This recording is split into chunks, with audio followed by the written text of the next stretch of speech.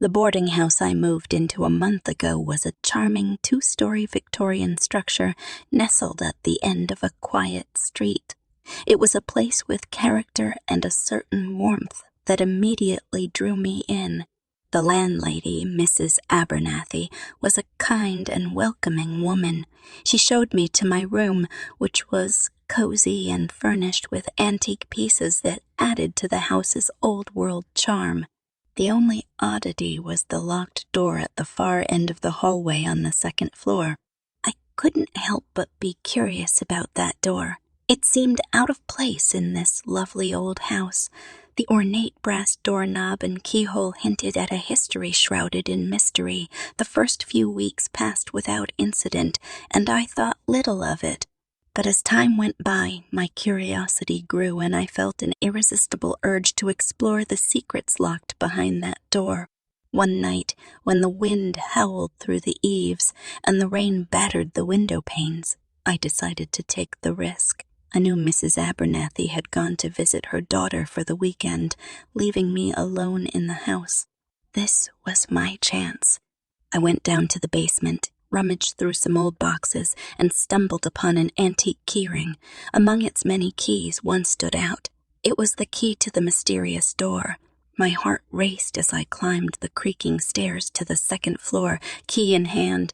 I inserted the key into the lock, and it turned smoothly. The door creaked open, revealing a room frozen in time. Layers of dust and cobwebs covered every surface. Antique furniture draped in white sheets, a cracked mirror, and a faded portrait on the wall made me feel like I had stepped into the past. As I entered the room, a chilling breeze swept past me, ruffling the sheets on the furniture. The atmosphere was heavy with the weight of history. I walked over to the portrait on the wall and brushed off the dust. The man in the portrait wore an old-fashioned suit and had a stern expression which sent shivers down my spine. That night, I couldn't sleep. The wind outside howled louder, and strange whispers echoed through the corridor. It was as if the room had come to life and its past was reaching out to me. I heard faint, mournful voices, incomprehensible but filled with a sense of longing. The next morning, I hurriedly locked the door, and as I descended the stairs, I encountered Mrs. Abernathy in the hallway. She noticed my disheveled appearance and the worry etched on my face. "Did you open that door?" she asked, her eyes wide with concern. I nodded, and she went pale. "That room was locked for a reason," she said in a hushed tone. "It's said to be haunted by a ghostly guest who never checked out. His spirit lingers in there, trapped in a time that wasn't meant for him." From that day on, I never ventured near the locked door again. The boarding house, once a place of comfort and solace, had revealed its dark secret to me. The house, it seemed, had an additional otherworldly tenant, and I couldn't shake the feeling that I was not alone in my room at night.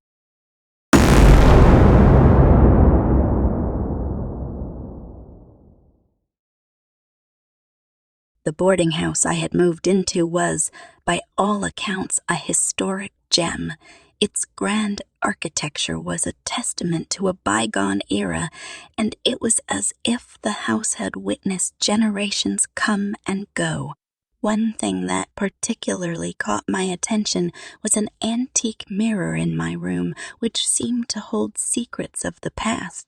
The mirror was an ornate, gilded frame encasing a large, slightly tarnished glass. Its elaborate design was a stark contrast to my room's otherwise simple furnishings. It was not the mirror's appearance that unnerved me, but rather the inexplicable sensations it evoked. One night, while preparing for bed, I found myself drawn to the mirror.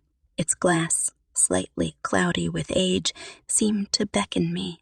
I couldn't resist the urge to gaze into it, and that's when I first saw her. In the mirror's reflection stood a woman, but she was not there in my room. She appeared to be in an entirely different time and place. She wore a dress from another era, a flowing gown of silk and lace that spoke of the 19th century. Her dark hair was intricately arranged, and her eyes bore a sorrowful look that sent shivers down my spine. My heart raced as I stepped closer to the mirror, my hand trembling. The woman in the reflection did not move, but her gaze followed me. Her lips moved as if she was whispering something, but no sound reached my ears. I blinked, thinking it was a trick of the light, but her image remained. Terrified, I turned away from the mirror and threw myself into bed, pulling the covers tightly around me. I could still feel her gaze on me, even with my back turned. The woman in the mirror haunted my dreams that night, her eyes filled with sorrow and longing. The next morning, I decided to confront the landlady, Mrs. Thornton, about the strange mirror. I found her in the kitchen, brewing a pot of tea, and asked her if she was aware of any peculiar occurrences related to the mirror.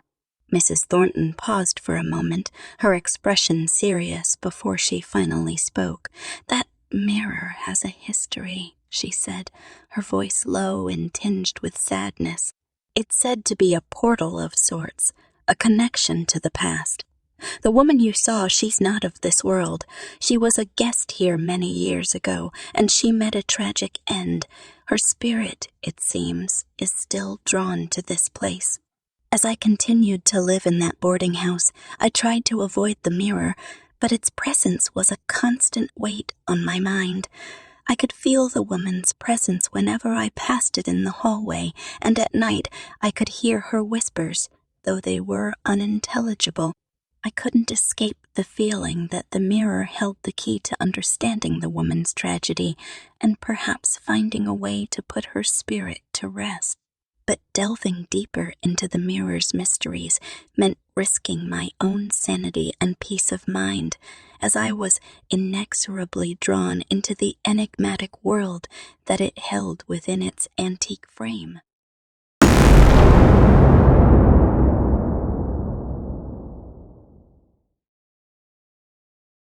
The boarding house I had recently moved into was a splendid old mansion, with its peaked gables and ornate windows, exuding the kind of historic charm that seemed to transport you back in time.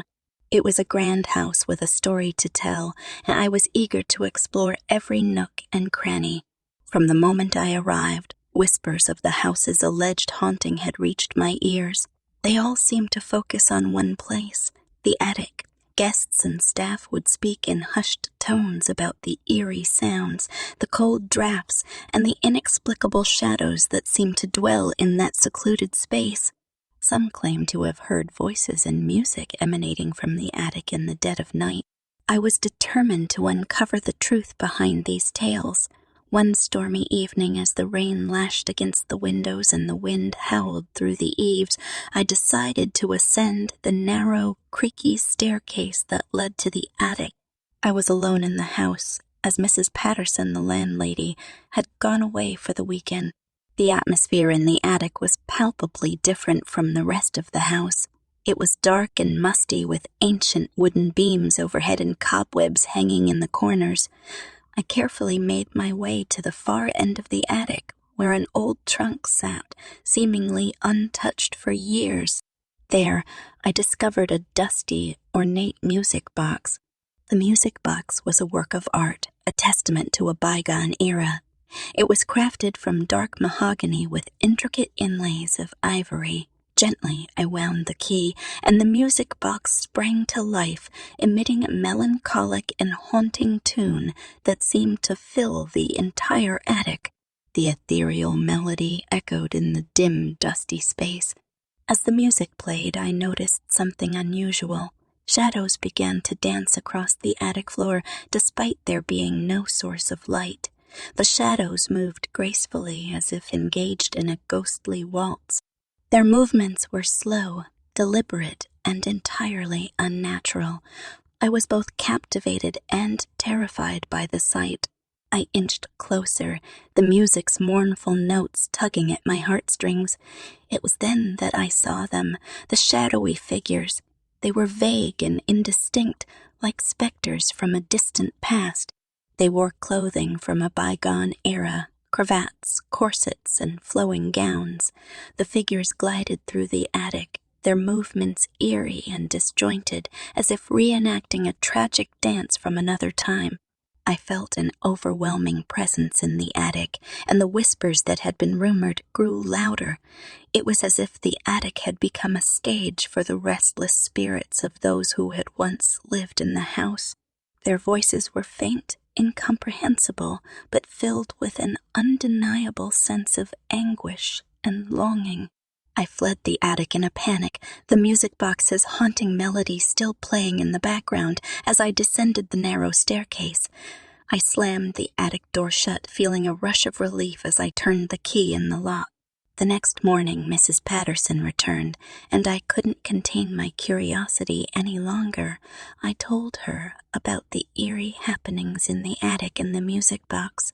She sighed, her eyes filled with a deep sadness. "The attic," she began, "is a place that holds the souls of those who couldn't escape their past. The music box is a conduit to their world, a haunting reminder of the tragedy that unfolded within these walls many years ago. The spirits are bound to the attic, and they seek release through those who dare to open the music box. As I sit here in my room, I can't help but wonder what other chilling secrets this boarding house holds. It is not just a place to stay, but a sanctuary for the lost and the restless spirits that linger in its shadows. The attic, with its spectral waltz and mournful melodies, remains a place where the past and the present collide, and I am left to ponder the role I now play in their haunting tale." And that's a wrap for today's video, folks. I hope you enjoyed watching as much as I enjoyed making it. If you found this video entertaining, please don't forget to give it a thumbs up by hitting that like button down below. Your support really means the world to me. And for more content like this, make sure to subscribe to my channel by clicking the subscribe button right here. That way you'll never miss any of my future uploads. Thank you again for being part of this amazing community.